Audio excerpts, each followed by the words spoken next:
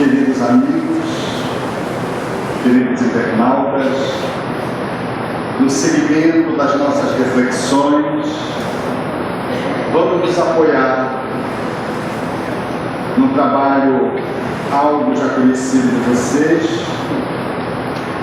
SAP, mediante reflexões que possam nos ajudar a entender e a prospectar a nossa inserção, a nossa observância dentro da lei do progresso e dentro da lei do trabalho. O trabalho é toda ocupação útil na fala dos espíritos Allan Kardec. Mais do que uma circunstância que se revele profissional, o trabalho é algo que deve nos desejar prazer. A maioria do mundo, na atualidade, trabalha para ter dinheiro, para poder produzir prazer depois. Eu trabalho, dizem, aqui e acolá, para que eu tenha recursos para o meu entretenimento, para que eu possa viajar, para que eu possa usufruir no fim de semana. O trabalho é quase um peso, ainda com o ranço da escravidão, na qual o trabalho era apenas afeto àqueles que se colocavam na posição de servos, escravos, e não dos nobres, que gozavam de uma liberdade e de um aprisionamento numa ociosidade inútil. Ainda trazemos essa marca do trabalho dilacerador, o trabalho como um castigo. E por isso, o trabalho profissional, para nós outros, ainda representa um peso. Ele não é sinônimo de usufruto, de prazer. Todavia, a lei do trabalho, ela vai para além dos aspectos profissionais. Ela vai para toda a ocupação útil, incluindo o trabalho profissional. E podemos desfrutar do divino se conseguirmos observar essa lei, seja inserido no trabalho profissional ou não. Porque se Jesus trabalha tal como Deus trabalha incessantemente, é natural que aqueles que o seguimos possamos entrever de que a lei do trabalho jaz do nosso corpo a nossa transcendência. Portanto, vamos fazer uma reflexão de forma pedagógica que possa nos ajudar a entender um pouco a manifestação da lei do progresso e do trabalho, de forma tal que possamos espraiar a nossa visão nos vários setores que comparecem essas duas leis, perpassando transversalmente a nossa existência. Assim sendo, nós vamos entrever o trabalho dentro dessa perspectiva que nos implicando a sociedade necessariamente. E por isso, vamos ensejar a nossa reflexão observando a dimensão social. Já que somos um ser social, toda a ocupação útil, profissional ou não, ela nos envolve. E esse envolvimento fala da lei do trabalho, como uma lei divina, que nos oportuniza o nosso aprimoramento, o nosso processo evolutivo, o nosso avanço. A metáfora que eu vou usar vai nos permitir o entendimento pedagógico dessas reflexões que eu vou alinhavando aqui. Imaginemos o rio com seu leito, um rio caudaloso, e no centro do rio o canal. O canal, ele não é uma linha reta. O canal é o espaço do leito do rio cuja navegabilidade se faz mais fluida.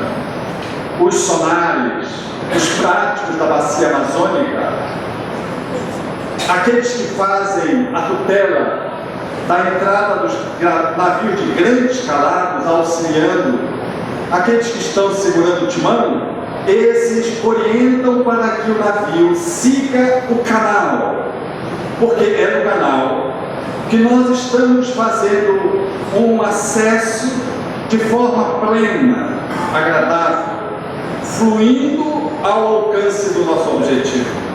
Se nos afastamos do canal, dentro do leito do rio, corremos o risco de perder velocidade, corremos o risco de começar a travar, e se a nossa inobservância for de tal ordem, nós encalhamos e precisamos de reboque para poder salvar a embarcação e aqueles que jazem dentro dela.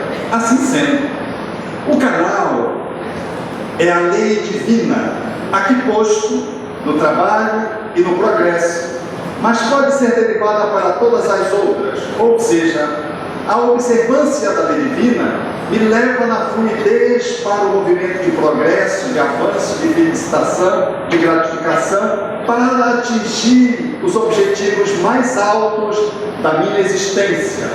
O distanciamento do canal do leito do rio, ele retarda a minha chegada, embaraça e às vezes inviabiliza por longo tempo, por eternidades, que cheguemos ao porto da felicidade plena, da perfeição absoluta possível ao espírito na sua relatividade alcançada. Logo, imaginemos o canal nesse funcionamento da nossa inserção social. À margem do canal, dos aspectos sociais, falam de duas movimentações inadequadas no âmbito do nosso trabalho pessoal. Em vista ao nosso progresso, muitos se distanciam da inserção social para sofrerem menos choques, para não serem abatidos, para terem menos problemas, menos sociedade, menos confusão, menos contaminação, a ponto, muitas vezes, de encontrarem numa vida contemplativa e solitária e na solidão a tentativa de fluírem no canal da divindade, no canal da lei cósmica que gera a purificação. Em vão, porque encalham o trabalho de evolução, o progresso só se efetiva no contato. O atrito é indispensável para nos permitir avançar. Logo, é necessário que façamos um engajamento social. Mas o engajamento não pode ser a moda da mistura. Não vale se misturar na sociedade. Não vale fazer uma inserção social burra que me implique na perda da identidade, da individualidade que eu sou. Se eu me integro na sociedade e sou apenas mais um na contabilização numérica de um censo, eu não valho nada. Eu me perdi de mim mesmo, porque eu sou um ser que não posso ficar numa inserção social amorfa. Porque se eu me entrego numa relação de inserção social burra, se eu me lanço para o envolvimento dos grupos sociais, me descaracterizando, me despersonalizando, eu não avanço, eu não progrido, porque eu não me trabalho. E eu faço isso como um mecanismo de licença a diminuir os atritos. Igual aquele que se isola, que não quer confusão, que não quer atrito, que não quer rusga, que não quer problema, aquele que faz o seu movimento de mistura, aquele que se envolve com o grupo, mas que não tem voz, que não tem vez, que não tem voto, ele não existe, ele não é identificado, ele faz parte de uma massa de manobra. Então, misturar-se na sociedade é tão distanciar-se do canal e encalhar, quanto fugir do relacionamento social é igualmente parar na margem do rio caudaloso do progresso, na viabilidade de um trabalho intrínseco que devemos fazer. Portanto, a proposição espírita é da convivência, viver com. Não há nada mais desafiante do que botar duas pessoas uma ao lado da outra, cada um assegurando a sua individualidade. Porque isso nos desafia a respeitar as diferenças. E nós não gostamos de diferença. Nós gostamos de igualdade. Mas a igualdade tem que ser regida por mim. O outro tem que pensar como eu, ser como eu, crer como eu, ter as mesmas preferências que eu. Porque se ele for diferente, ele me desafia. Então eu abro mão, se não convive, dessa expertise de excelência para poder crescer. É lidar com o diferente. E é pela via da convivência, lidando com o diferente, que eu vou podendo validar os meus valores, desenvolver competências, aprumar novas possibilidades. E eu sou para o outro o protagonista para que o outro faça também a sua evolução.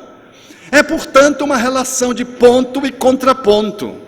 Não foi sem razão que Jesus ficou conhecido pela sua capacidade de ser com os outros. Mas ele não era com os outros pela violência, pela opressão. Ele não era pelos outros pelo descaso. Ele convida pessoas diferentes. E uma até que não pertencia à Galileia, Judas Iscariotes. Ele o faz numa mescla de personalidades, que quando nós vamos lendo os apóstolos, os discípulos, nós vamos nos identificando mais com um ou mais com o outro. Aquela performance de um grupo tão diferente, era o grupo apostólico inicializante de uma proposta renovadora para a humanidade. Ele que era o máximo, o governador do planeta, buscou 12 para numa relação de coexistência, viabilizado pela convivência, ensejar a arte de viver bem, na bondade, na justiça, na beleza, na ternura. E foi assim que Jesus fez-se a plataforma através da qual a humanidade haverá de guindar-se a um novo mundo, criando um novo reino. Então nós temos a oportunidade de estar um com o outro. Por isso que o acasalamento, ele é uma relação desafiadora, porque você está com o outro até na mesma cama, porém não sonhando os mesmos sonhos muitas vezes. É por isso que receber uma visita e abrigá-la durante um fim de semana é possível, mas se ela ficar uma semana já é desconfortável. E se ela ficar um mês, vai ter briga. E se ela ficar mais de um mês, você busca o governo para fazer o processo da desalojamento. Fraternalmente. Ou seja, o outro, ele é a matéria-prima através da qual nós vamos aprender o processo da iluminação. Não há iluminação sem atrito, viabilizado pela diferença. Atrito significando que dois seres não pensam similarmente, não agem igualmente. Porque Deus, como diz o Espírito Emmanuel, não nos criou numa produção em série, não tem fotocópia. Nem os gêmeos univitelíneos são iguais, nem corporalmente. Essa graciosidade da divindade que nos criou em edição única, com um exemplar único, assegura a nossa singularidade, que nos diferencia de um quartel, de um grupo de soldados marchando, que são todos iguais, mais ou menos, performados, uniformizados. Os seres humanos, eles são diferentes, como são diferentes as estrelas, como são diferentes os pássaros, como são diferentes as flores. Então, é essa diferença na convivência que nos desafia a arte de poder nos trabalharmos. É como no mosteiro que não se conseguia um sucesso nas relações entre os monges, e o mosteiro-mor daquele monastério foi buscar uma ajuda fora, e teve uma orientação fantástica. Quando chegou com o grupo, reuniu o grupo e disse para o grupo: eu tenho uma mensagem alentadora. Eu descobri na viagem, consultando outro monge-mor, de que há no nosso mosteiro um Buda renascido a se revelar. Houve um burburinho. As pessoas ficaram inquietas e ficaram se olhando quem seria, por certo, aquele Buda que estava por se revelar. E ele disse: temos que estar muito atentos, porque o nosso monastério guarda um Buda. Todos foram silenciosamente para os seus recantos de meditação naquela noite. Não precisa dizer que ninguém conseguiu dormir. Ao outro dia, Todos se entreolhavam desconfiados, quase paranoicos, cada um procurando encontrar o Buda que era o outro, e ninguém ousaria de modo algum tratar um Buda sem a deferência que um Buda merece. Era necessário, portanto, acolher aquele Buda que não se sabia onde estava, de uma forma tal que o comportamento deveria se santificar. Era necessário sacralizar a presença do iluminado que tinha e que dava a honra de renascer e estar ali naquele monastério. Ele estava entre o grupo e, curiosamente, depois de um tempo mais ou menos curto, o monastério se revelou transformando-se. E a transformação foi num ritmo tal que, numa dada circunstância, como que o monastério alcançou uma alta performance de convivência. Desapareceram as encrencas, as rusgas, as cobranças desviadas, porque todos começaram a se trabalhar e a se tratar, um achando que o Buda era o outro. E quando eles se deram conta, eles haviam feito, ao longo de um bom tempo, um trabalho autoiluminativo. O Buda, que estava dormindo e precisava ser despertado, era o Buda que dormia em cada um. Nós, só pela convivência, seremos capazes de poder articular o trabalho interno. Dentro do lar que você mora, pense naquela pessoa difícil. Não pense em você. Você não é tão difícil assim quanto dizem. Há um certo exagero. Pense naquela pessoa de fácil tráfego. É o ponto e o contraponto que temos no lar. O lar, ele nos dá essa experiência de pessoas diferentes, umas mais fáceis, afetos conquistados, esculpidos pela convivência no passado, e outros, inimizades que desabrocham nas nossas reminiscências em função de conflitos deflagrados outrora de uma forma às vezes cruel. Ali no lar, nós temos esse ponto e o contraponto na arte de conviver em casa para suscitar o nosso processo evolutivo. Da esposa ao filho, que hoje, eu estava comentando no carro quando vinha para cá, não tem criança mais normal. Ou ela é autista, ou ela é acima da média das crianças que era do meu tempo. Eu olho para as crianças e fico, meu Deus, o que está acontecendo com a humanidade? Porque essa criança, assim, mais ou menos normal, parece que deixou de existir. Essa revolução, essas entranhas que estão se movendo na humanidade. Então, ter um filho hoje, e eu brincava, há mais ou menos um mês atrás, em Anápolis, e uma pessoa no jantar diz assim, Alberto, tu tens filho? E eu estava notando uma mãe, que também ajudava o meu Cicerone a cuidar de mim, com uma dificuldade imensa com o filho, em torno dos 7 anos. Aí eu fui fazer uns xistes, eu disse, não, eu não tenho filho porque filho dá muito trabalho. Ela olhou para mim, isso mesmo. Ela não percebeu que eu pensei, porque ter um filho hoje é desafiante. Porque as demandas do processo educativo, o estatuto da criança e do adolescente, o grupo de informações que os nossos filhos e adultos e jovens têm acesso, e o tipo de espírito e a época que estamos vivendo, você tem que se virar nos 30 para ser um bom pai e uma boa mãe. Por isso que quando alguém renasce no lar, nós devemos começar a orar. Não sei se pela criança ou pelos pais, não sei quem vai ser a vítima primeiro. Porque conviver, aquele bichinho que nasce, eu atendi uma criança agora, essa semana antes de vir para cá, e a mãe estava com a criança, que estava há 30 dias nascida, já tinha tomado N remédios e não parava de chorar, inclusive diante de mim, que estava ali fazendo a consulta. E ela dizendo, eu já fui no pediatra, já fui no gastropediatra, já suspendi o leite, já dei esse tipo de leite, já dei esse complemento, já dei o seio, já tirei o seio. Ela já tinha dado cambalhota e a criança não parava de chorar. Não parava de chorar. E os dois pais inquietos, e ela olhou para mim num gesto de angústia e disse: e é o meu primeiro filho. E eu tranquilizei-a: fique tranquila, porque quando chegar no quarto você já está bem. O quarto era para trazer para a realidade dela.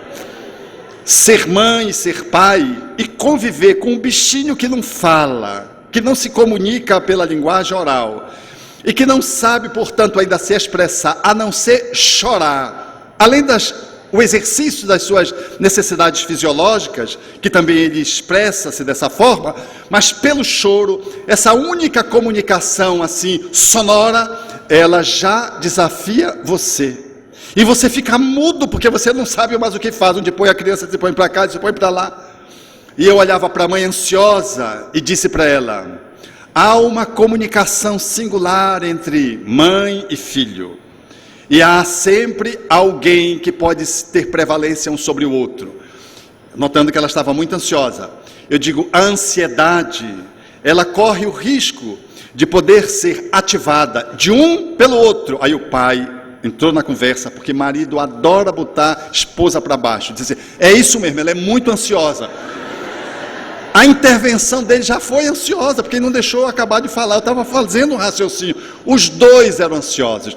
A ansiedade de uma mãe pilha a criança, a inquietação da criança pilha a mãe.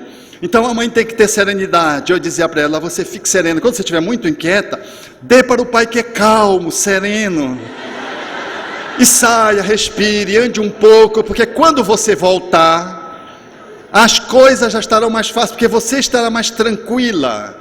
E comecei a falar de um trabalho científico, de um pediatra, que dialogava com as crianças, e ele filmava o diálogo dele, mostrando o quanto nós somos capazes de conversar com o bebê recém-nato, ainda no berçário. E ele filmando, ia conversando com um bebê, com outro, e fazendo os registros das respostas que ele fazia e estabelecendo com a criança de movimentos corpóreos. Era o extraordinário pediatra do Piauí, e que apresentou esse trabalho dos eventos da Associação Médico Espírita. Nós, na convivência, mesmo que o bichinho esteja ainda dentro da gente, ele chuta. Você quer dormir, ele chuta, dá náusea, você fica às vezes irritado e não sabe pelo quê, ou então você fica num astral que o esposo disse: engraçado, a minha esposa nunca ficou tão bem quanto estava grávida. E eu pensei que era para sempre, mas quando a criança nasceu, ela voltou a ser o que era, uma pessoa quase intragável. É que o espírito renascente interfere na mãe, não só energeticamente, psiquicamente, espiritualmente, fisicamente, socialmente. A relação de convivência, mesmo no útero, são dois seres que ali coexistem, capazes de alterar o psiquismo materno, para mais, para menos. Como diz o nosso amigo José Raul Teixeira, é a incorporação mais longa de que se tem notícia. Porque numa incorporação, vocês que são médios sabem disso, começa a sentir náusea, começa a sentir arrepio, começa a sentir ansiedade, ou entra numa docilidade que não é sua. Vocês, engraçado, parece que eu estou ficando franciscana, é um espírito amigo que está se aproximando. Imagine, entre aspas, uma incorporação de 9 meses.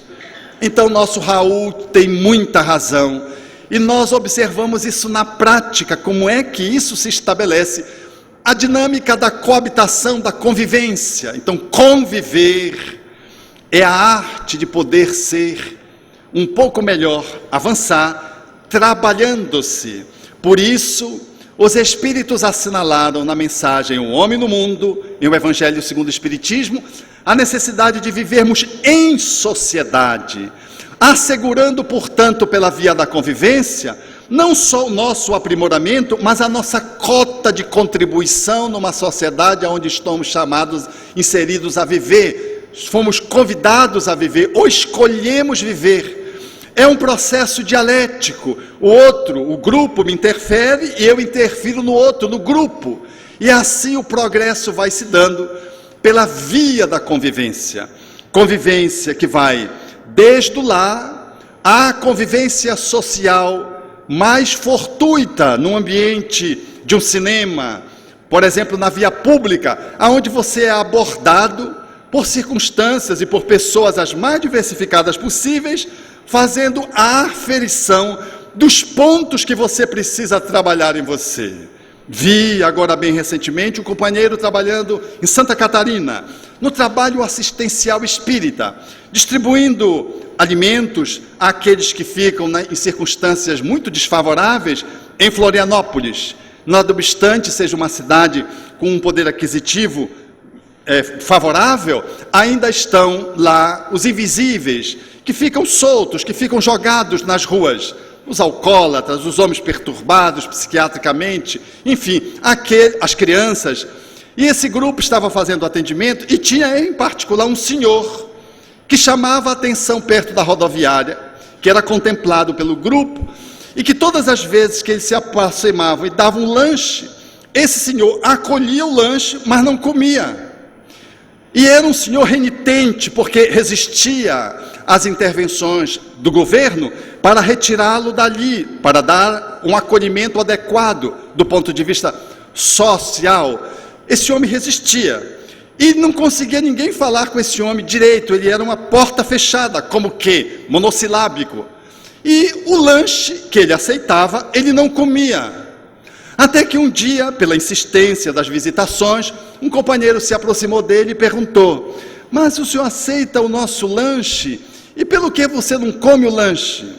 E ele então disse: porque eu não gosto de tomate. Tinha tomate dentro do sanduíche. O outro companheiro disse: não gosta de tomate? Será que nós vamos ter que fazer um cardápio para ele? É o olhar de cada um. O outro companheiro disse: ele não gosta de tomate. Na próxima visitação, a gente traz um lanche sem tomate. Trouxeram o lanche, que era um sanduíche suculento, sem tomate. Ele pegou, aceitou e pela primeira vez comeu o lanche.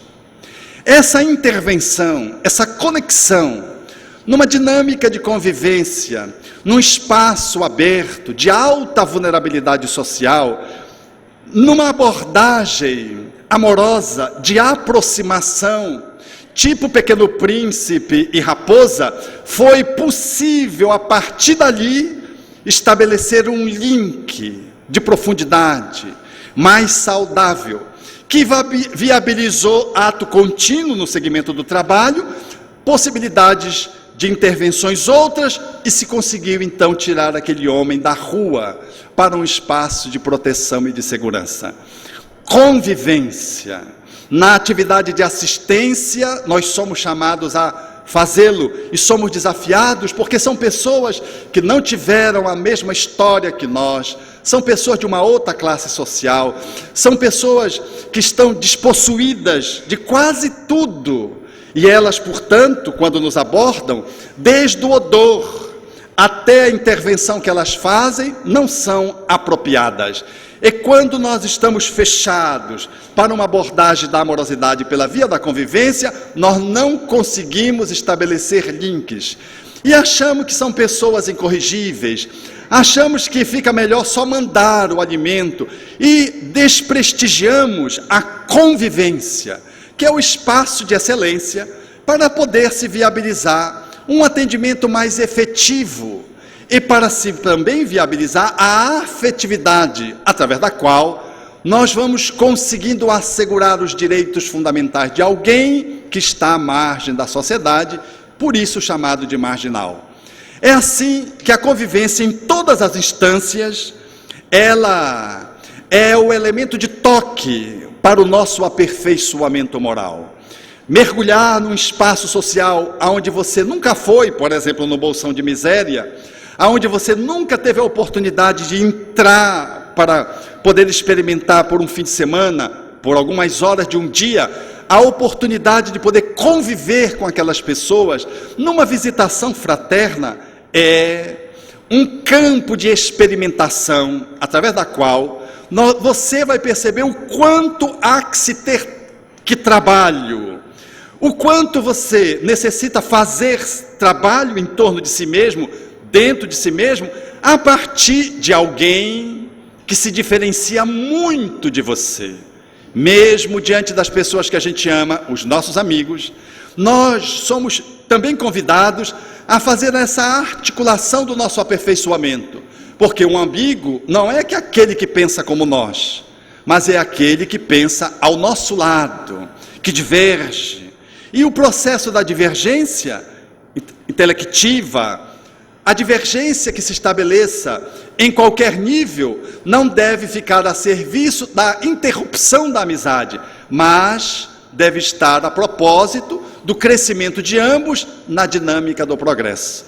Convivência é uma das instâncias que precisamos olhar, mirar. Uma outra possibilidade é a dimensão corporal, trabalhar o corpo.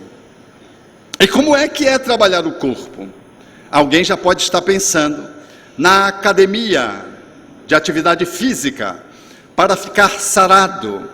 E é verdade que há muitas pessoas saradas, mas há muitas pessoas saradas demais, que tomam até dispositivos hormonais para contornar os músculos e oferecer o delineamento da musculatura e do corpo de um modo tal que fica até estranho. E o mais curioso, que nesses espaços de convivência no âmbito do corpo, as mulheres, nos últimos tempos, notadamente no Brasil, têm se inclinado numa atitude fisiculturista, através da qual, se você a olha de costa, você não sabe se é um homem ou se é uma mulher, de tal modo que os músculos estão anormalmente avolumados, hipertrofiados.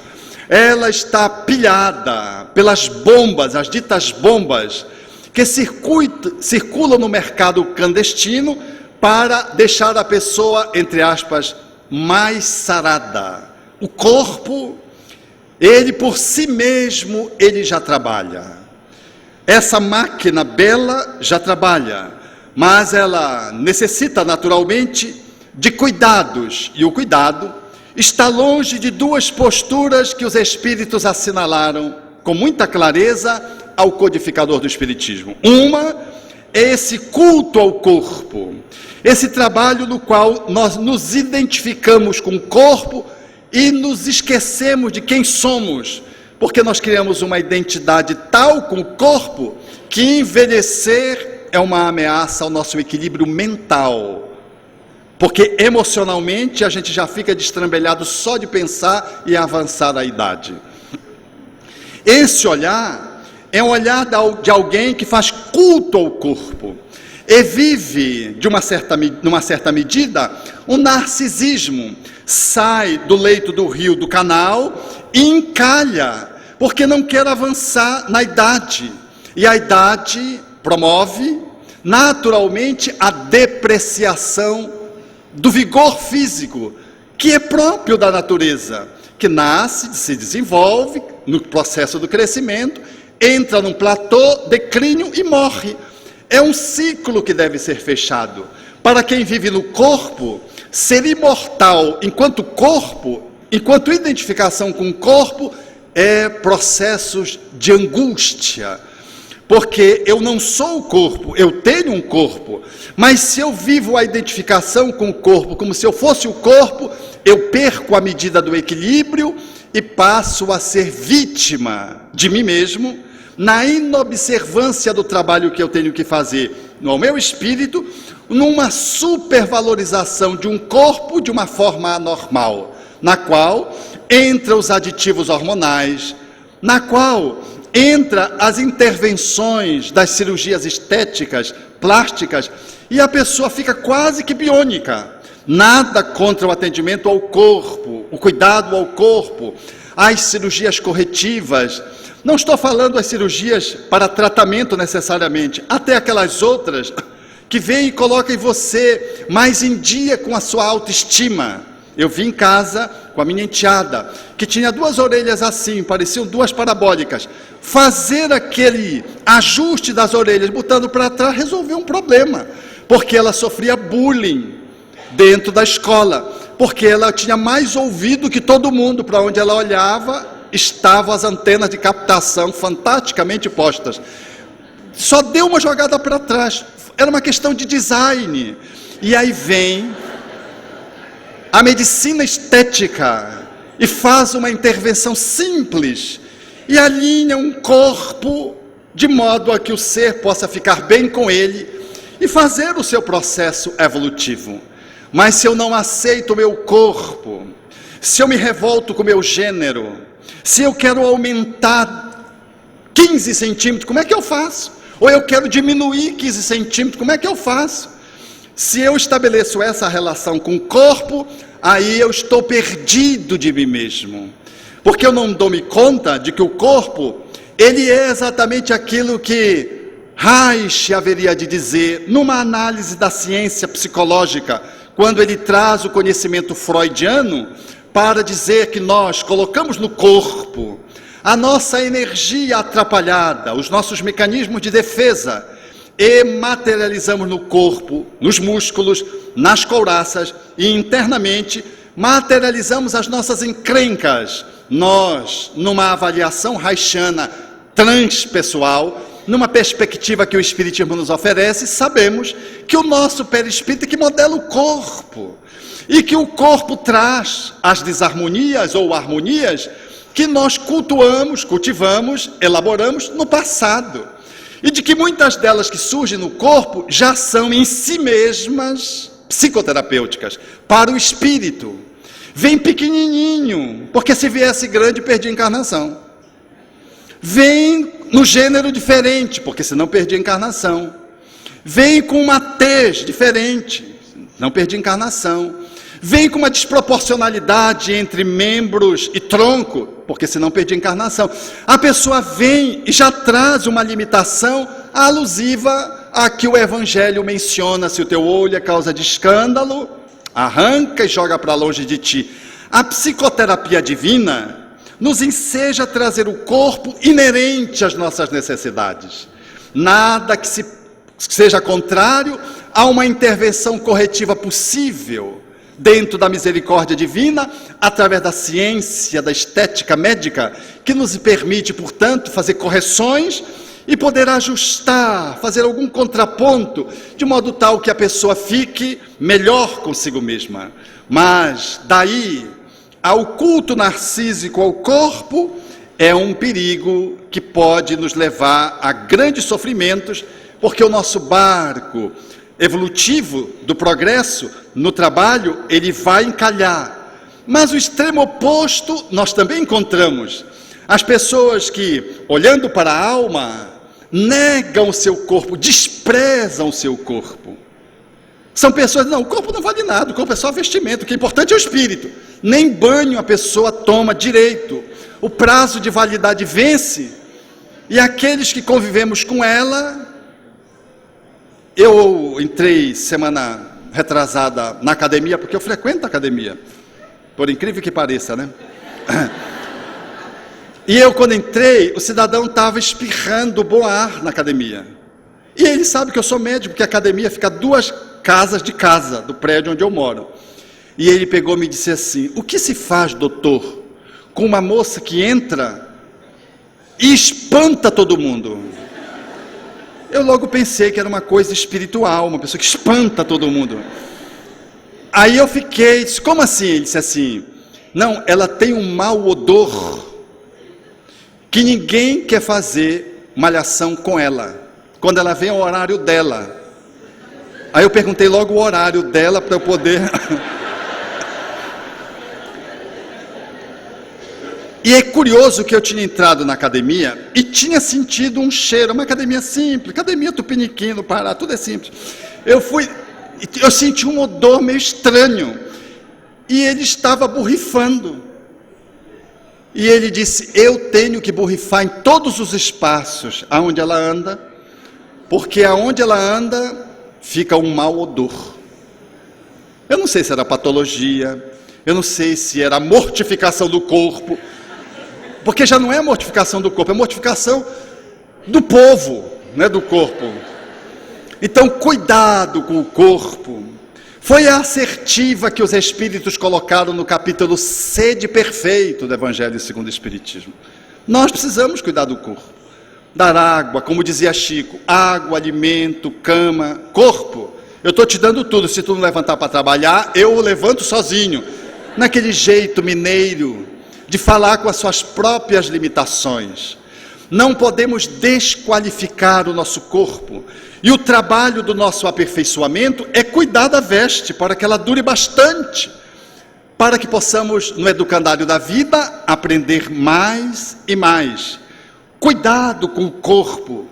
Sem a cultuação narcísica e sem a mortificação absurda, está, segundo os Espíritos, essa atitude do cuidado está o equilíbrio de alguém que busca a perfeição no capítulo Sede Perfeito. É alguém que está no canal, no leito do rio, fazendo uma jornada que possa proporcionar uma boa atividade de progresso e um bom trabalho de crescimento, porque o corpo vai durar muito, porque o corpo vai lhe ensejar os aprendizados indispensáveis. No âmbito da atitude, nós vamos encontrar duas posições que nos fazem encalhar e, portanto, não avançar suficientemente e não nos trabalharmos. São a postura do ativismo, ou seja, aqui colocada essa palavra para configurar aquele que faz e não reflete, e o outro que está sempre cansado e quando acorda está cansado de dormir e está sempre em regime de descanso e vive uma ociosidade funesta. A contemplação, a ociosidade e a atividade neurótica, elas são dois extremos que nós devemos nos distanciar. O trabalho do autoaperfeiçoamento é podermos ter ação lúcida, o contraponto da ação e da reflexão. A ação reflexiva, ela compõe muito bem o que deve ser a minha vivência na Terra. Eu experimento a reflexão, leio, analiso, aprendo, ouço palestra, leio um livro e vou para a experiência prática, laboratorial no âmbito da vida. E volto para avaliar como foi o meu desempenho naquele dia, naquela semana, naquele setor. Esse é o trabalho de ajuste daquilo que é a reflexão, a meditação, a oração e o comportamento, a materialização da teoria em prática, que é a nossa postura atitudinal, que é, portanto, a forma como nós colocamos no mundo. No movimento espírita, nós encontramos essas duas posições. Da contemplação é aquele que entra como frequentador e gente. Para ele arregaçar a manga e vencer a barreira do frequentador para ser um trabalhador, demora muito. Ele nunca está pronto. Está sempre pronto para tomar passe, tomar água fluidificada, mas nunca se oferece sequer para arredar a cadeira, arrumar a cadeira. Ele está na via da contemplação. Conhecem isso? Já viram alguém assim? Joaquim Travassos, por Chico Xavier, diz que 2 meses de frequência à casa espírita seriam suficientes para que a pessoa começasse a se integrar em alguma atividade singela. Porque o movimento espírita não é culto externo, é uma escola, oficina de trabalho, através da qual a nossa inserção na convivência vai fazer parte do aprendizado do espiritismo. Allan Kardec chega a dizer que a cultura espírita não se dá apenas do culto, do púlpito, dá-se também pela convivência, pela experiência compartilhada, diz o codificador.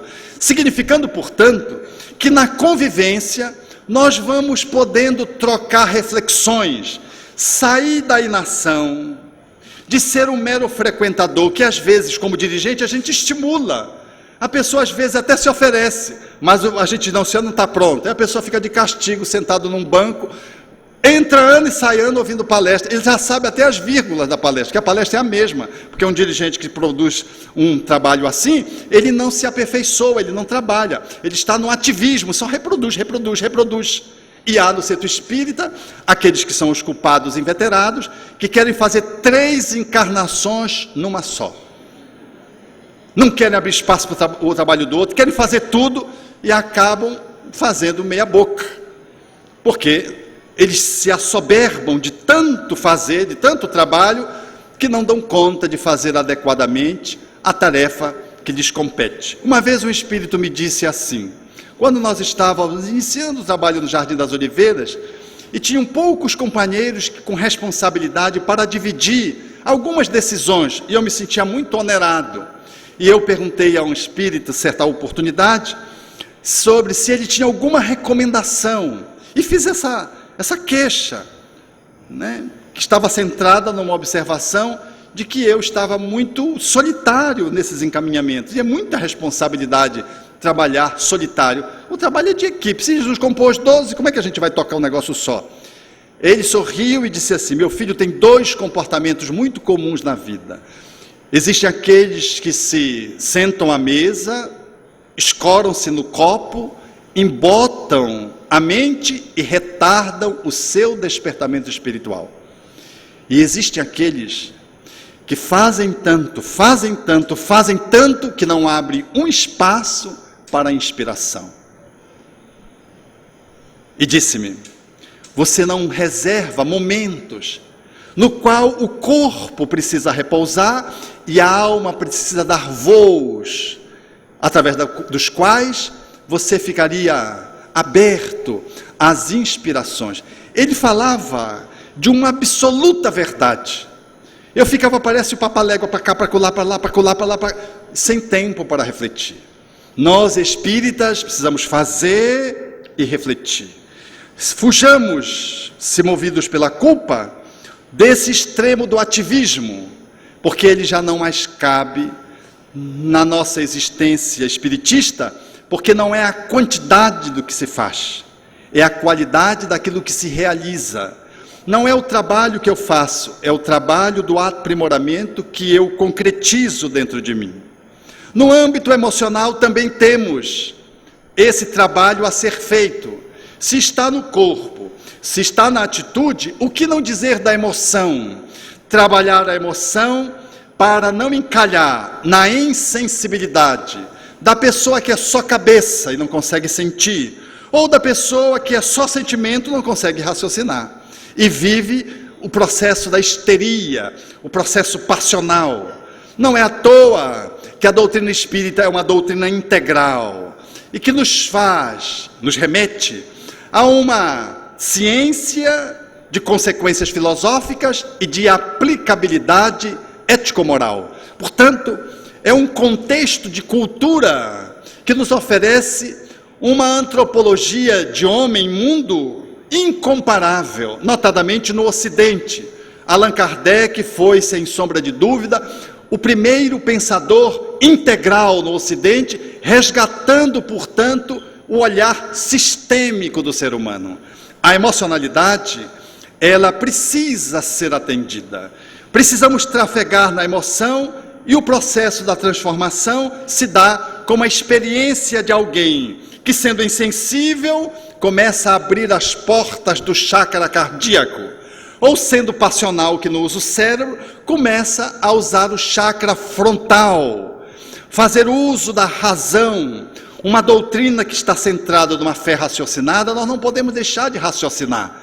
Então, o trato com a emoção, que é demasiadamente complicado, complexo, que exigiria um tempo demorado para que pudéssemos aprofundar essa análise, ele nos convida a que possamos fazer um trato da emocionalidade como alguém que deixa fluir a sua emoção sem perder o controle dela, no cuidado de que a emoção merece. Ou seja, as emoções, todas elas comparecem na nossa existência. Por exemplo, a raiva comparece, mas se eu não controlo, ela vira fúria.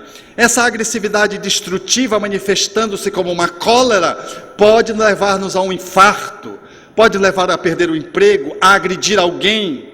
Mas segurar a raiva de modo indébito, sem trabalhá-la, sem deixar que ela possa ser transformada pelo um bom manejo, nos leva a uma implosão. E aí a pressão arterial sobe, surge uma alteração gastroentérica, e nós não sabemos por quê. É alguém que não sabe lidar com a emoção, engole. O outro cospe fogo, o outro engole fogo. Um explode, o outro implode. É um manejo inadequado, por exemplo, da raiva. O mesmo se dá com todas as emoções, que no tempo próprio nós poderíamos aqui avaliar: a tristeza, a alegria, o medo. que são emoções que fazem parte do nosso cotidiano e que nós precisamos estar aprendendo a lidar com elas, sob pena de que elas nos dirijam. Então, o trabalho com as nossas emoções é um trabalho contínuo, porque elas estão conectadas à atitude, elas se refletem no corpo, porque eu sou um ser total. E nós estamos aqui fazendo essa diversão, apenas didática, para facilitar a nossa compreensão, a fim de que não sejamos, de modo algum, vítimas, reféns de uma emoção descontrolada que não é visitada pela nossa consciência e ela nos domina, nos aprisiona. Quantos de nós somos dominados pelo medo, somos dominados pela tristeza, somos dominados pela ansiedade, que são conteúdos psíquicos que fazem parte do cotidiano de todos os homens, mas que não têm a atenção adequada, nem repressão, tampouco nem permitir que a emoção flua sem nenhum direcionamento.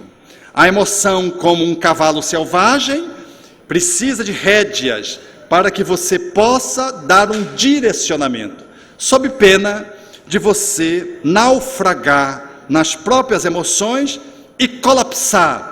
No mais grave é a insensibilidade do esquizofrênico. E no outro extremo é as expressões do transtorno da bipolaridade do humor, no qual a pessoa não consegue lidar com a tristeza nem com a alegria, porque ela vai para a depressão ou vai para as experiências de euforia. Entre essas duas, navega-se no equilíbrio. O mesmo se diz da racionalidade.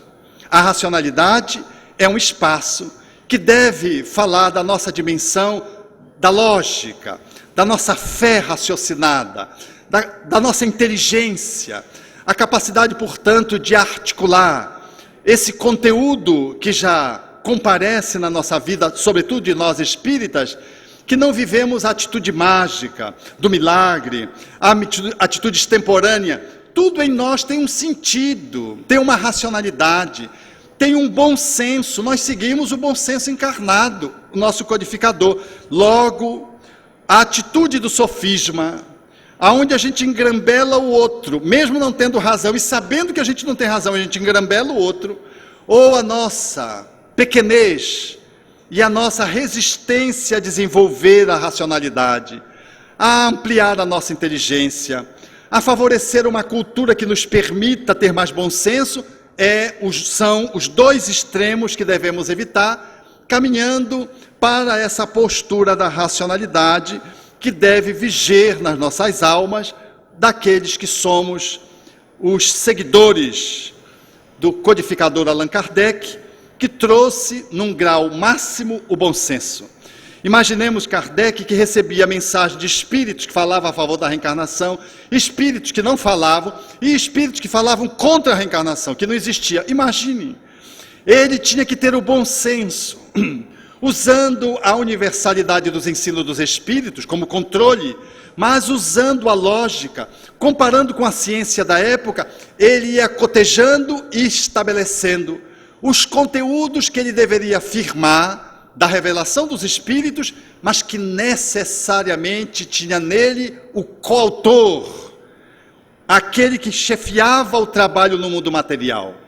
Allan Kardec, portanto, é o protótipo de uma racionalidade bem alinhada, andando no leito do rio, justo no canal.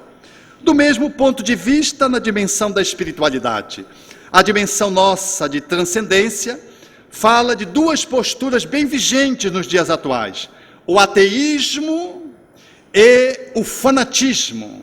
Vivemos dias do Estado Islâmico, aonde os fanáticos, numa pretensa entrega à divindade, matam-se, matando os outros. E vivemos um ateísmo que nega o divino, tentando configurar no materialismo de que nós somos apenas corpo. Quando se olha, por exemplo, o funcionamento da disciplina que estuda o psiquismo, que é a psiquiatria, a maioria dos psiquiatras se inclinam para achar que nós somos resultados do cérebro e de que a mente, ela é um epifenômeno, ela é uma consequência do cérebro. Hoje, mundialmente, a psiquiatria ainda se assenta em bases materialistas ateístas. Aliás, a medicina, de um modo geral, ela é organicista. Ela está focada apenas num corpo, numa máquina.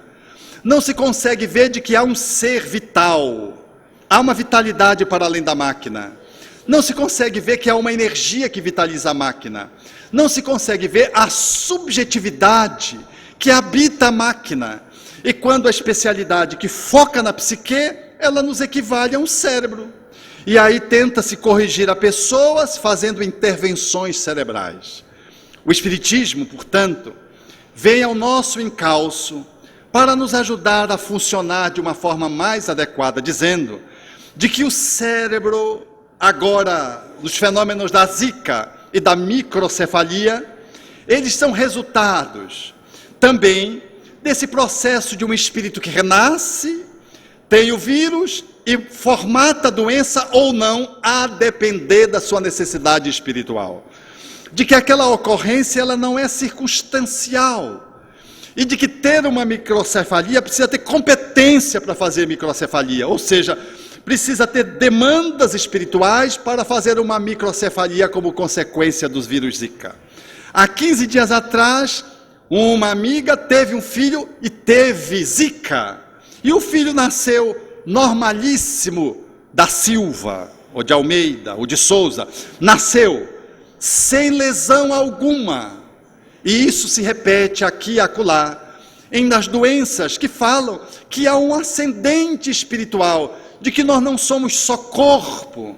Eu conheço um amigo médico, filho de casal espírita, que quando da sua gestação, a prole numerosa, quando da sua gestação, a sua mãe fez rubéola, no primeiro trimestre da gravidez, justo aonde se dá as alterações de natureza congênita produzida pelo vírus da rubéola. O médico que atendia essa senhora no hospital onde o esposo dela trabalhava, recomendou-a o abortamento. Mas ela disse, mas por quê? Eu disse, porque ele não vai nascer normal, ele vai nascer um monstro. E ela disse, esse monstro vai me comer? Não, então deixa ele vir, doutor, deixa ele vir. Ele, achando que era coisa de mulher, hipersensível, quase histérica, foi com o esposo, mais racional, e foi buscar no esposo o apoio.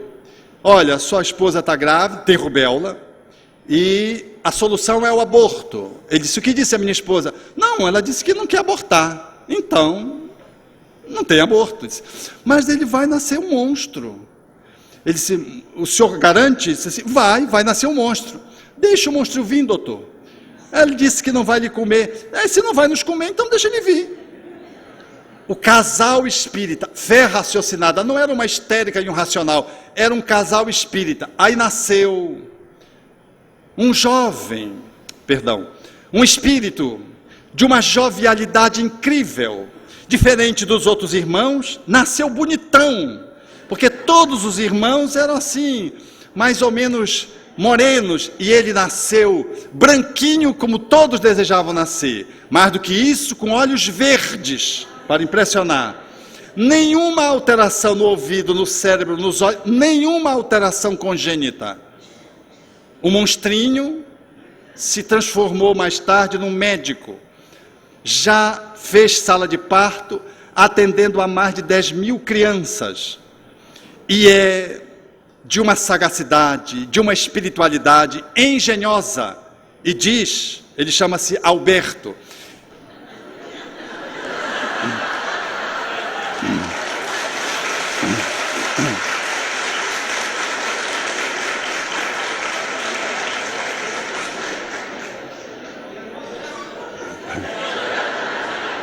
mera coincidência.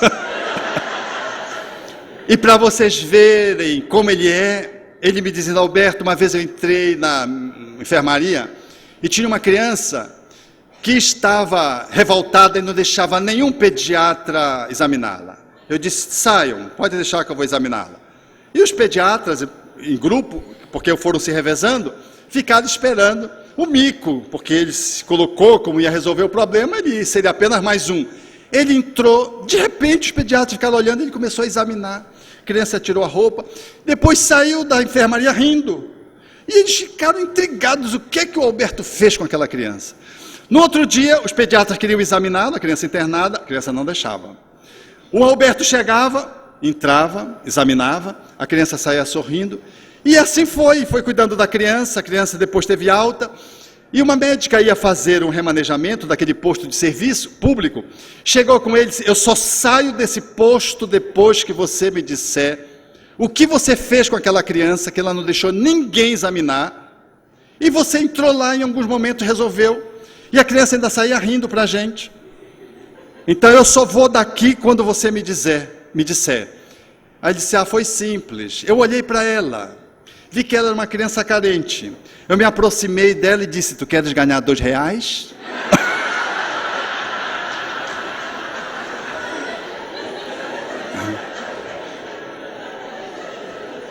Ela que nem sabia dinheiro, mas sabia que era dinheiro, dava para comprar bombom, disse, quero, disse, então deixa eu te examinar.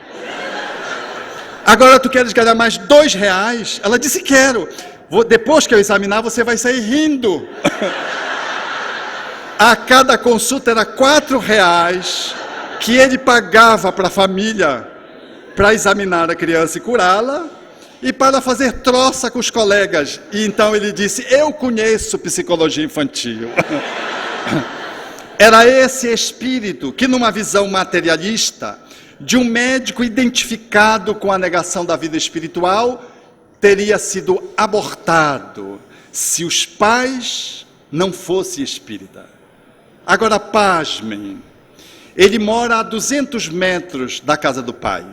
Hoje, fez um remanejamento de residência para ficar às proximidades. E hoje, dentre tantos irmãos, é ele que cuida dos pais que começaram a fazer Alzheimer. É o cuidador principal dos pais, que fez o manejo sem desapropriar os pais da casa dele, indo morar mais perto a 200 metros, para estar mais perto dos pais que começaram a entrar em demência, para além dos 80 anos que os pais têm hoje. O olhar espiritista, portanto, é esse que olha o ser como ser espiritual, e que inclui a dimensão espiritual na existência, que não faz essa análise que às vezes nós fazemos espiritistas, fazemos uma análise fanática, pequena, primitiva dos espíritos, porque tudo a gente atribui aos espíritos. Se a pessoa espirrou, influenciação. É o vento, é o poro, é o ar-condicionado que não está bem posto, mas nós preferimos começar por uma explicação espiritual, de uma interferência, a fazermos uma análise espiritista, de fato, porque Allan Kardec, para chegar à conclusão de que eram os espíritos, ele levanta mais de 10 sistemas para concluir de que aquele fenômeno era um fenômeno universal. Ele estava subordinado a uma lei natural, era a imortalidade da alma que se comunicava, era o ser espiritual que se comunicava. Esse olhar que Allan Kardec nos trouxe, demonstra o trabalho do codificador, para nos oferecer uma doutrina de progresso, para alinhar o pensamento espírita, não com uma teoria que ele inventou, mas com os fatos, que ele estudou para depois tirar as leis que regiam esse fato. Mas, ao invés de fazer uma análise à la Allan Kardec, a gente faz à la carte, e aí faz uma análise das circunstâncias que nos envolvem, colocando os espíritos no lugar onde os espíritos não têm. A ponto de Humberto de Campos dizer, daquele obsessor, que se comunicou revoltado com o pretenso obsediado, porque tudo o obsediado colocava na costa do obsessor. Ele tropeçava, eu, meu obsessor, tinha dor de cabeça, eu, meu obsessor. Quer dizer, o obsessor estava sendo obsediado. E era injusto.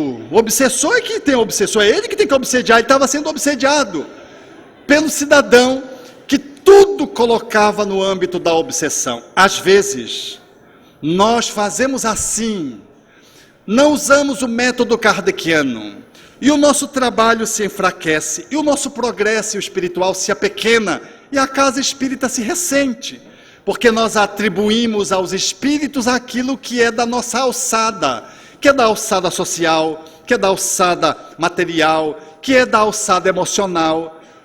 Uma vez eu estava no centro espírita e de repente a companheira virou, uma médium, virou para o dirigente e disse: o Alberto está incorporando. Olha, gente, eu não incorporo, só em mim mesmo quando eu me aborreço que eu incorporo. E aí o dirigente olhou para mim e disse: alguma coisa, Alberto? Eu disse: sim, soluço. Eu estava com soluço, eu fazia assim. Mas a médium logo apressadamente me olhou e já diagnosticou incorporação. Era tudo, aliás, que eu queria, porque eu queria ser um médium, assim, lá, Raul Teixeira, incorporar. Não surgia nada, nem frio na barriga, nem nas costas. O cabelo não sobe, nem no frio, não tenho nada, uma sensibilidade zero. Mas, com soluço, uma pessoa mais criteriosa deveria imaginar que era alguma coisa fisiológica, necessariamente não podia começar pelo elemento espiritual. Numa reunião de atendimento de desobsessão, como é que eu ia incorporar? Mas era apenas soluço num olhar dos médiuns equivocados. De outra feita, eu estava num estado do Sudeste e eu estava com um desconforto no pé. E na hora da refeição, tinha uma fila imensa. E eu fiquei pensando, eu vou piorar desse pé, já estando de pé há muito tempo falando, ficar nessa fila. Aí eu chamei uma pessoa e disse: eu queria ir dar um pulinho no hotel. Aí disse: mas você não vai comer? Eu disse: não, eu como no hotel. Aí a pessoa me levou. Quando eu voltei, tinha um alvoroço, porque alguém disse para alguém que eu não estava passando bem. Uma médium disse: eu notei que ele estava pálido. Uma outra disse: não, eu convidei a nossa equipe de passe para ir lá, mas a nossa dirigente não permitiu. Aí um outro disse: Alberto, é certo que a ambulância te levou? Botaram até na ambulância. É impressionante como no movimento espírita não há fofoca, há abundância de informações. E eu estava apenas com desconforto do pé, e não quis dizer que estava com desconforto no pé, quis poupar os companheiros e não querer ser deselegante, de furar a fila, que era naturalmente uma necessidade que deveria se estabelecer, e quis sair de forma sutil, mas gerou essa turbulência. No outro dia, já alguém disse que eu tinha sido até internado. Então, vejam como nós somos na nossa abordagem, mas precisamos considerar que os espíritos influenciam as nossas vidas, sim. E depois que a gente esgota todas as possibilidades, nós precisamos, materiais, físicas, nós vamos incluindo necessariamente o elemento da interferência espiritual, já sabendo que nós somos espíritos também. E também vi, nesse mesmo estado que eu experimentei essa ocorrência, uma médium dizer para um companheiro da área de saúde, que apresentava uma sonolência que se repetia e que estava ficando agravada, ele ia na direção, que eu chegava no sinal de trânsito, ele parava e adormecia. Uma sonolência, e com as consultas médicas não davam solução. O neurologista fizera o eletroencefalograma, fizeram um raio-x, nada dava alterado. E a médium no transe, na reunião mediúnica do qual ele participava, disse-lhe: procure o neurologista. Não, mas eu já fui. Aí o espírito disse: peça para que ele faça um exame mais detalhado. Ele resistiu, ele disse: peça para ele usar uma tomografia computadorizada, quase que dá o diagnóstico. Fez-se a tomografia computadorizada. Ele tinha um tumor benigno, que foi crescendo aos poucos na meninge, e tinha crescido ao longo de 12 anos, segundo a avaliação do neurologista, e estava comprimindo a massa encefálica, e ele estava tendo uma sonolência por compressão. A cirurgia demorou mais de 12 horas para cauterizar aquele tumor que tinha se espraiado silenciosamente, e porque ele se desenvolvera silenciosamente, ele não tinha sintomas. Inclusive o eletroencefalograma não dava alterado.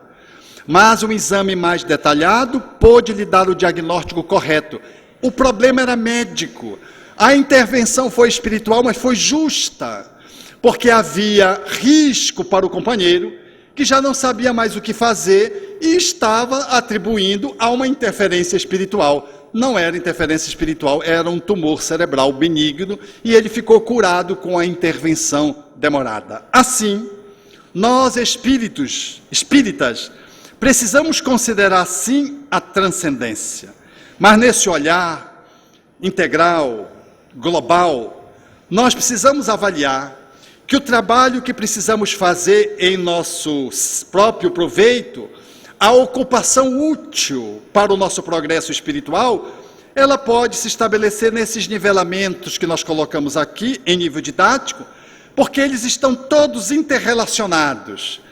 Eles falam na parte do todo que precisa ser visto, e de que esse trabalho só se revela efetivo quando nós conseguimos favorecer de que o nosso eu humano, o nosso ego, ele ceda ao nosso espírito imortal. Ou seja, de que nós precisamos ir além de uma psicologia que ficou limitada ao aparelho cerebral, ao aparelho psíquico. Freud, que foi o grande gênio da humanidade no âmbito da psicologia e da subjetividade, ainda atribuía a palavra aparelho, porque era uma visão ainda da mecânica, do material, da máquina.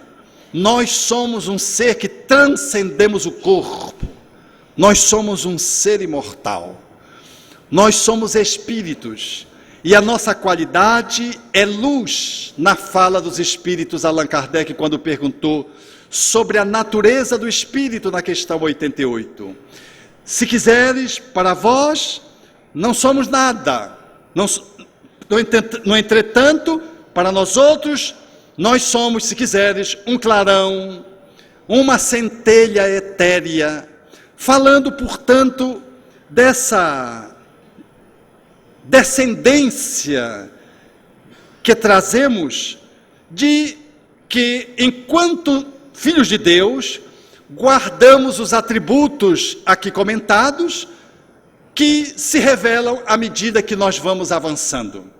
O ego não deve ser o dono do pedaço.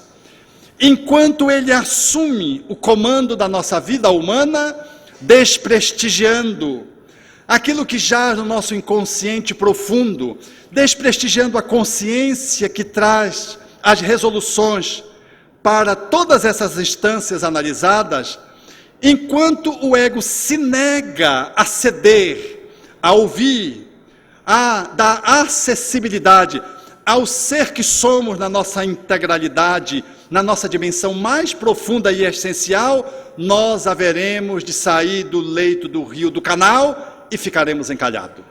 Mas quando o ego, quando a nossa dimensão humana puder fazer cessão, ceder para o nosso Cristo interno, que é o nosso espírito, ele então será o servo, não o senhor da nossa existência. Enquanto servo, ele será um excelente servo para trabalhar as nossas encrencas nessas instâncias, no trabalho cotidiano de aprimoramento espiritual que haveremos de fazer necessariamente.